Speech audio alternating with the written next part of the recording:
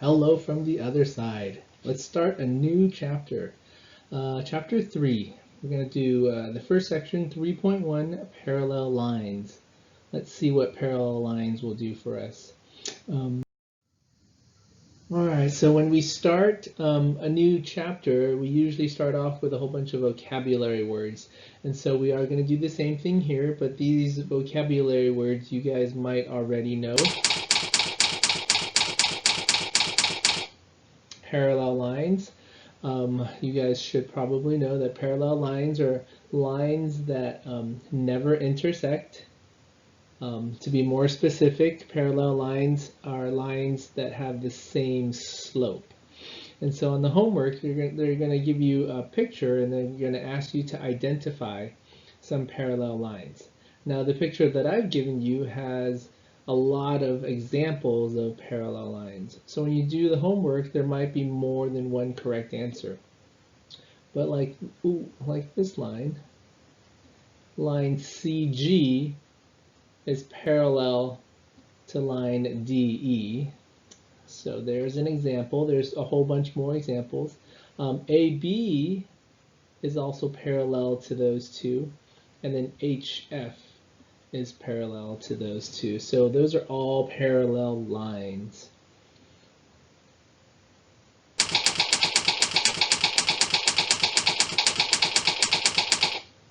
Of course, every time we have parallel lines, we also have to have perpendicular lines. Perpendicular lines intersect each other at 90-degree angles. So they make like perfect T's. Making 90-degree angles. To be more specific, when we talk about slopes of parallel lines, perpendicular lines, when we talk about their slopes, perpendicular lines have negative reciprocal slopes, which means you take the slope of the first line, you flip it, and then you change the sign, and that is the slope for its perpendicular line. And so to give you an example of a perpendicular pair, I can choose CD is perpendicular to CE. It makes a little box in the corner. Again, there's a whole bunch of different examples you can throw up there for perpendicular lines, but it's your choice, kind of like BG is perpendicular to CG in this little corner right here. So again, a lot of different choices for perpendicular. Now this third example you might not know, or third vocabulary word, skew lines. So skew lines are lines that are neither perpendicular nor parallel. So you ask yourself, how can that be? Well, here's an example of skew lines. How about I look at line BG, and then I look at line CD. Notice that those lines are not parallel just because they don't run alongside with each other and they don't have the same slope. And then they're never gonna touch. But at the same time, they don't hit at 90 degrees either. So when we talk about skew lines, we're basically talking about three-dimensional shapes where one goes in one direction and then the other goes in a different direction, and then they never touch. So that's an example of skew lines.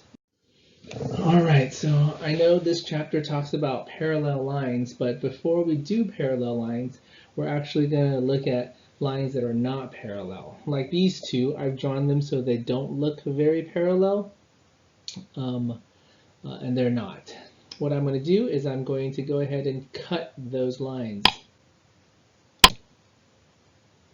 When I cut the line with something called a transversal line, if you notice, a whole bunch of angles are now formed. Angle 1, angle 2, angle 3, all the way up to angle 8. All right, so when I have two lines and I cut them both, this is what forms. Each of those angles have specific vocabulary words to them as well. Vertical angles. We've learned vertical angles a little bit before. They're just angles that are directly across from each other. Like for example, angle 1 and 4 are vertical angles. Again, there's a whole bunch of different examples. Angle 2 and 3 are vertical angles. 6 and 8 are vertical angles. And then 5 and 7 are vertical angles. So lots of examples of vertical angles.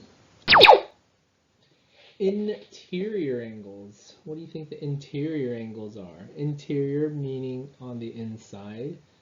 In this case, it looks like we have these 4 angles on the interior, so they're considered interior angles. They're on the inside of the 2 lines. Well, usually when we have interior, the next thing we will talk about is exterior. Well, if the 4 on the inside were called interior, that probably means the 4 on the outside are called the exterior ones. 1, 2, 5, and 8. Alright, now we're going to get a little bit more detailed in the vocabulary. Alternate interior. So we're looking at interior, but now we want to alternate. So to alternate between the transversal line, angle 3 and angle 7, notice how they cross over the transversal line. 3 and 7 together are called alternate interior angles. There's another pair of alternate interior angles. 4 and 6 are alternate interior angles. Okay, just because they're across from each other, but still interior. I only wrote 3 and 7, but again, there's more than one example. Alternate exterior angles. Think of it the same way. Angles that are on the outside, but alternating, meaning crossing over the transversal line. 1 and 8 is a good example. We also have 2 and 5 is a good example of alternate exterior angles. Consecutive angles, this one's not as obvious when we do this vocabulary word. Consecutive angles are these ones. They're on the same side. Oops. Just kidding. Erase that. Consecutive angles are right here. 3 and 6. Consecutive being next to. So 3 and 6, but still on the same side of the transversal. Sometimes in certain geometry books, consecutive interior angles is also called same-sided interior angles, just because they're on the same side. So consecutive and same side kind of mean the same thing. We also have 4 and 7 are also consecutive interior angles. All right. I wrote 3 and 6, but 4 and 7 also work. And then we have corresponding angles. This one's the least obvious when it comes to vocabulary. That was the one I was trying to do earlier. 1 and 6 are corresponding angles. We have more examples of corresponding angles. We can also have 2 is corresponding with 7. Those are corresponding angles. There's actually more examples of corresponding angles. 4 corresponds with 8, and then even 3 corresponds with 5. So those are corresponding angles. All right. Well, let's move on to some examples. Here we have some lines. There's lines going up and down and then lines going side to side. None of them are parallel to each other, but they do intersect. If I asked you, give me an angle that is an alternating interior angle to angle 5. So here's angle 5. I need another angle that is alternate interior to angle 5.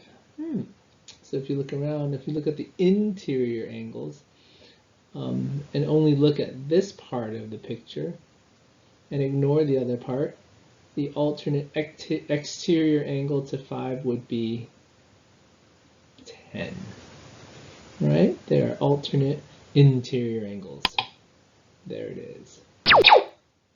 How about an example of an alternate exterior? Which angle is an alternate exterior angle to 13?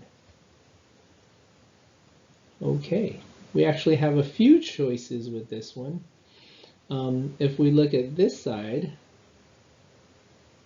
an alternate exterior angle to 13 would be angle 2, so that is a possible answer. But what if I'm looking at this part only? If we turn our head sideways, an alternate exterior angle to 13 could also be 12. So this one has two possible answers. 2 or 12. How about consecutive interior angles? Consecutive interior to angle 7, consecutive to 7.